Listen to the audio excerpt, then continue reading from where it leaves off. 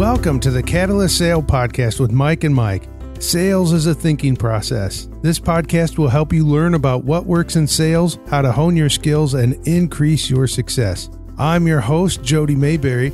This week we have a listener question, and we're lucky enough to have both Mike Conner and Mike Simmons here to answer the question. Hello, Mike and Mike. Hi, Jody. Hi, Jody.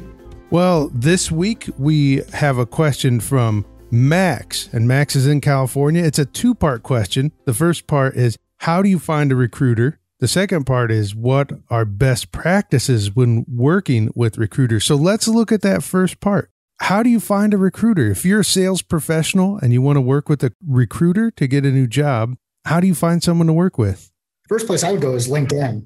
There are recruiters all over the place. And depending on how long you've been in sales and what your track record is and reputation, they may be pinging you directly. But first place I would go to find a recruiter is LinkedIn.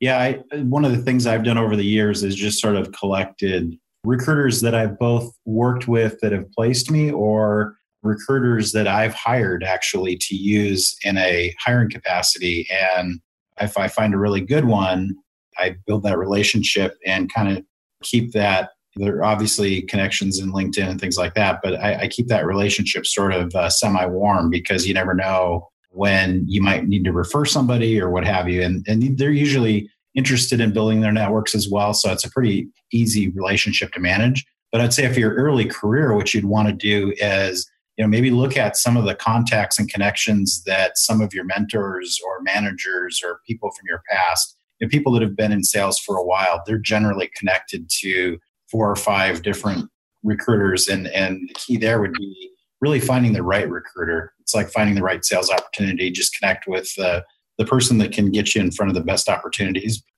Usually the networks, and they are very active in LinkedIn. So they're usually easy to find. I think the trick is to find a quality recruiter and not just sign up with a bunch of different ones. Find one you like, find one that understands who you are and what you can bring to the table, and go from there. And know that it's a relationship, right? I mean, this is a relationship that you're building with someone who has access to a network that happens to be customers of theirs. In most cases, they get paid based on the person that they place and how long that person stays in a role. So if you're shopping for a recruiter the same way that you figure out what kind of potato chips you're going to eat or what kind of apples you're going to pick up at the store or whatever, if you're not being very conscious of the time and energy you put into finding the right recruiter, they probably aren't putting that same level of time and energy and respect into finding those opportunities for you, or even finding the right clients to place you at. So I guess I would approach it in the same way you try to approach any relationship that you're building. Build the relationship with that person. Build a personal connection with that person. Find out what they're looking for when it comes to the type of salesperson that they're trying to place, what type of organizations they tend to work with. And if it's not the right fit for you or for them, move on, go someplace else. Yeah, this is definitely not a volume game, in my opinion. And the key there is that you work together to find the right opportunities. So it's a win for the client that's ultimately hiring somebody. It's an ideal fit for the role that you're looking for. And I would treat it just like any other complex sales opportunity. When you find something, when you find a potential client and put the hard work in to make sure that you're doing your homework and really researching what that opportunity is about, what problems you're solving, all those things, treat it the same way. This is probably the most sales opportunity that you'll pursue, because you're selling yourself and you're trying to find the next step in your career that will hopefully keep you on the trajectory that you want for yourself. Picking back up on Mike's point, I've got one recruiter that I've stayed in contact with. We worked together at a company a number of years back. Her name's Eileen. Eileen is awesome. She is someone that I trust, and I will reach out to her about once every 3 months just to check in, see how things are going on her end, share some updates on what we're doing on our side, ask questions about what's happening in the market. She'll ask questions of me. And we've got this relationship, this rapport that we've built up over time where there's a high level of trust. If you don't have that with the recruiter you're working with, how can they properly portray your message to their client base, and how can they properly assess as they're going through their clients, assess whether or not you're the right fit. A good recruiter is worth their weight in gold. And I know there are some organizations who like working with recruiters, some who don't, some who can afford it from a budgetary perspective. I don't really have a lot of background there to talk about that in specific detail. If that's interesting to our audience, we could have someone like Eileen join on as a guest to talk about how that side of the equation works. But yeah, just build a relationship is what I'd leave. Yeah. So let's get into the second part of that question. And I think, Jody, refresh my memory, but it seemed to me that it was something along the lines of, what are some things that you should do when working with a recruiter? Is that accurate? Yeah, that's right. Max had asked, what are best practices when working with a recruiter? Yeah. So though we're not recruiters at Catalyst, we do have a recruiting function that Mike and I participate in because of the kinds of engagements that we do with our clients. And so because we staff companies, because we build our own staff, there's times when we have to wear that recruiting hat.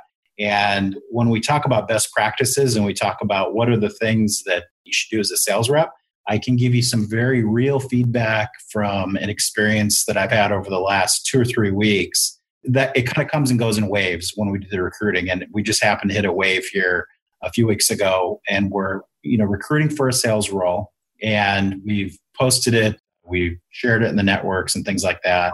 And so I have my recruiter hat on now, and I'm not a professional recruiter, but I essentially am probably going through the same experiences that recruiters go through when they hear from sales reps. And there's been some things that I've been really surprised by, and it could be because of the level of the position that we're trying to hire to. It's an early career inside account executive. So it's going to be somebody that's been in the business for 3 to 5 years, college graduate, probably doesn't have a lot of experience and a lot of business acumen built and things like that. But I've been really surprised by the approach that I would say 99% of the candidates have used to reach out to us. What I've been amazed by is the way that sales reps are approaching the opportunity. And again, it's an entry level or early career kind of role, but things like how prepared and how much do people know about us as a company, about the opportunity, about how they could fit into the opportunity. And I can tell you, I finally shut the posting down after I received 140 resumes. And that took 2 days, 3 days to get that kind of volume.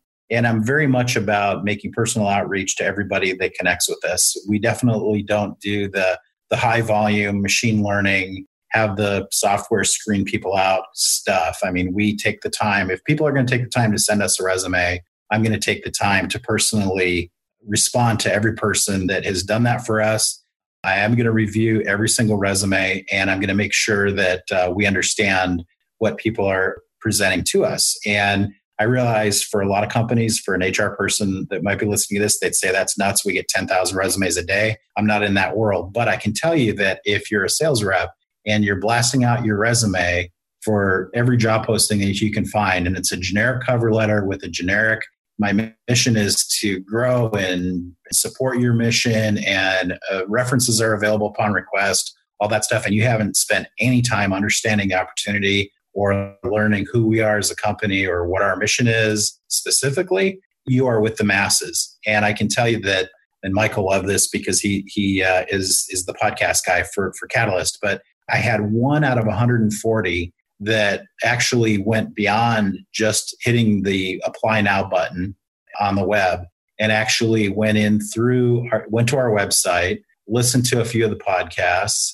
got an understanding about the client that we're working with, and sent me probably the equivalent of a 1-pager, not just here's who I am and why I'm excited to work for you guys, but really specific feedback about why he thought he would be a good fit for the culture. He liked some of the content he was listening to and had questions about it. It was very engaging. And then got beyond that and talked about the opportunity and what he found interesting about the particular opportunity that we posted for. And he was one person out of 140 that took the time to do that. Now that was, to me, was an extreme version of here's somebody that did their homework, but I'm talking about just a personalized cover letter. the salutation, I made it very clear in the ad that Mike and I are the co-founders of this company, and we review and work with every single resume, and we don't use recruiters, and that we actually take the time and invest the time. And I would say 75% of the salutations on the emails to me were, "Dear recruiter, dear HR." You could tell it was a mindless activity. And as much as people complain about recruiters not getting back to them and recruiters not following up with them, I can certainly feel their pain on the receiving end of that, because if you're not even paying attention to what's being posted, you are going to have a hard time getting past that first wave. So that's a little bit of a soapbox feedback, but I'm coming fresh off of reading a bunch of resumes from salespeople that if they can't sell themselves any better than that, I would seriously doubt their ability to sell a product to a customer. And that's the same thing we run into when you look at some of the bad habits that sales professionals have in general. It's copy, paste, email, send, copy, paste, email, send, not going through and doing their homework, taking that 5 minutes just to gather some personal information that can be used to apply some context to the communication that you're sending out to the customer, sending out to the recruiter, sending out to the person who's reviewing resumes. And these are the easy things. And so quickly we want to jump ahead of them and talk about how great we are at X, Y, or Z. We're good closers, or we get X% rate to our emails that we send out, or we are able to set up meetings for the AE as SDRs or BDRs. It's just get back to the basics. It's really simple stuff. Do your research, understand your customer, your client, the person you're contacting, understand that you're talking to a human on the other end or communicating with a human on the other end, and do the thing that makes you stand out. So that kind of gets to this next piece, which is 1 out of 140. So we're talking less than 1% who did that, who did the additional research. And at Catalyst Sale, we're an open book. I mean, we make all of our information public. We've got the podcast that's out there. We do that as a way to just share communication out with the general marketplace and help people understand what we're doing as a business, where we can help organizations. But it's amazing the number of people that I talk to who are selling us a product who didn't even know that we had a podcast, or their first question is, "So tell me what you guys do." Like, crap, if our website doesn't tell you what we do, we need a new website. And that's another discussion for a different moment. We're in the process of working on a new website. I will tell you that one of the people, because I personally emailed 136 out of 140 of those. I've got 4 more to do. But I can tell you that one of the replies I got back was, "Can you tell me what this opportunity was again? Because I can't find it on the posting site." And the reason they can't find it is because I paused it because I don't want a bunch more resumes. I don't need them. And so the person didn't even recognize the reply. Obviously, it came from a company they reached out to. So, in my mind, I thought, okay, they spent 10 minutes on a website and clicked the apply button a bunch of times. And so, so for me, I'm receiving that was kind of like, okay, I think our journey ends here at this point. So it's the same thing. If you're not paying attention and you're not even aware of who you're spraying and praying to, just like sales outreach, it'll probably be an exercise in futility. And the other thing I want to bring up is, as long as we're talking about tips and tricks and things that you should be aware of, is the other thing I do before I make outreach and before I make contact with a potential sales rep is I look at their LinkedIn profile. And again, I've been amazed that the profiles, either they aren't active on LinkedIn at all. They created a profile 4 years ago and haven't logged in since then. They have 4 connections. It's not like I'm looking for a LinkedIn superhero, but I'm looking for somebody that it's at least got the initiative and wherewithal to create a profile that obviously recruiters are going to look at. And so even though I'm just a small company looking for a sales rep, I have to imagine that's where recruiters, the first thing they're going to do before they call you or respond to you is they're going to look at your LinkedIn profile. And I can tell you that so many of them that I looked at either had not been updated, they didn't have a profile picture, they didn't even have their current jobs on there. In some cases, I found the resume they sent me didn't at all jive with what they had put on LinkedIn. So that kind of made me interested to see why the 2 stories weren't the same. But make sure you have your stuff in order. I mean, you put LinkedIn, a profile out there for a reason. It's for clients to discover you. It's for people to discover you. It's for you to kind of put yourself out there. And if you're looking for a sales job in particular, I can't imagine a more important thing to do then make sure that your profile is an accurate representation of who you are and convey the message that you're the kind of person that they want representing their company. To me, that is just like not even step 1. It's like step 0.5. Yeah. If you're not demonstrating that you've got the initiative to keep your LinkedIn profile updated or have it be consistent with the resume that you're putting out there, that sheds a negative light on you as a sales professional. And it just becomes another brushstroke on the painting on why a recruiter may not work with you. So maybe this is a good time to kind of transition directly into a couple of those really succinct best practices. Like number 1, make sure your LinkedIn profile is current, up to date, and aligns with the resume that you send out. Check. Number 2, before you respond or before you engage with the recruiter, learn a little bit about them. What are the types of people that are in their network? What are the types of companies that they tend to recruit for? Who do they know inside your network? What kind of roles do they try to place? Where are they located? Where do they go to school? What's important to them? And determine whether or not, based on that initial prospecting that you do, are they the right person to reach out to? Well, I know what you guys have offered is going to be valuable, not only to Max, but anyone else interested in working with the recruiter, or as Conner has highlighted, reaching out directly to a company. And Conner, I hear some of that and I think, oh my goodness, all you had to do was a little bit of research, 10 minutes, and you could stand out in the swarm of resumes that you have gotten. So I think one way to look at that is spend a little bit of time to send out more quality resumes than an entire batch, and you'll do better. Do you think that's accurate? I think that's completely accurate. And I would even take it one step further. The person that reached out to me directly, he came in through the hello@catalystsale.com email alias instead of just going through the recruiting tools, which, for us, that works great because Mike and I are both on that alias and we see everything directly. I know for a larger company that can get lost in the noise, but it does trigger a thought that I usually also try and figure out who the hiring managers are or who the people are that maybe do the job currently, maybe before I'm talking to a recruiter or before I'm working with a recruiter. If I have a company that I've targeted that I want to work for, I take the time to treat it just like a sales opportunity. I figure out who's the leadership, how am I potentially connected with them.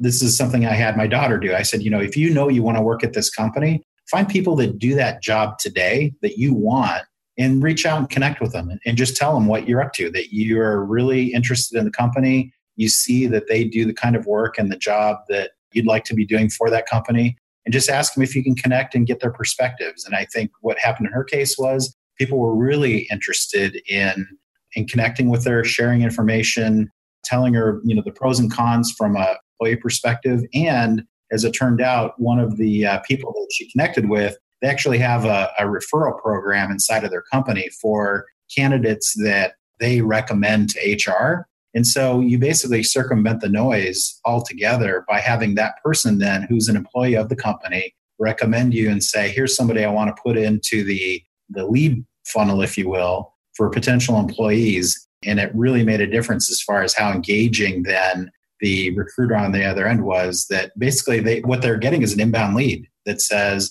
here's somebody I've actually talked to that I think we should get to know. It takes you out of the pack of noise of the people just doing the generic resumes and gets you in front of the people that actually make the hiring decisions. For me personally, even when I had a large organization, I was always directly involved in the hiring. I've never been in a position where I've just entrusted that completely to an HR department or a recruiter. They certainly help me get to the right people, but I also really believe in a hands-on approach. And so maybe that's part of my bias, but anytime you can connect with the right people, and I think to bring it back to what Mike said originally, it's all about building relationships and really understanding and using a very focused approach. I would always bet on that over sifting through 1,000 possible job opportunities and blasting your resume all over Timbuktu. Well, as we wrap up, do you two have any final advice for Max and anyone else that's interested in working with a recruiter? Just to summarize what Mike said, take a sniper approach instead of a shotgun approach. There you go. Great advice, Mike and Mike. Thank you so much for another great episode. And thank you for listening to the Catalyst Sale Podcast.